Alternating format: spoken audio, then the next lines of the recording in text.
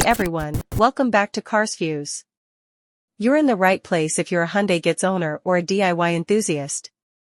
In today's video, we're diving into the Fusebox diagram for the Hyundai Getz models from 2006 to 2010.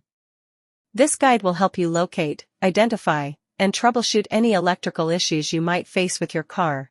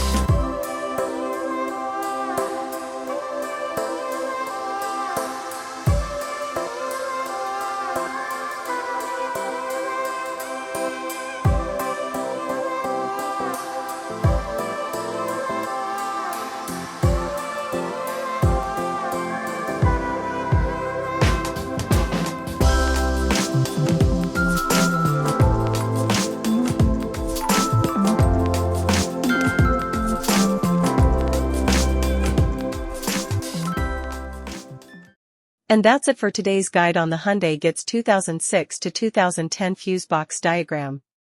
Hopefully, this video helped you understand the fuse locations, what each fuse controls, and how to troubleshoot common electrical issues. If you found this helpful, hit that like button, and don't forget to subscribe for more Hyundai DIYs and car maintenance tips. Do you have any questions or have you encountered fuse-related issues in your Hyundai Getz? Comment below, and I'll do my best to help you out. Thanks for watching, and I'll see you in the next video.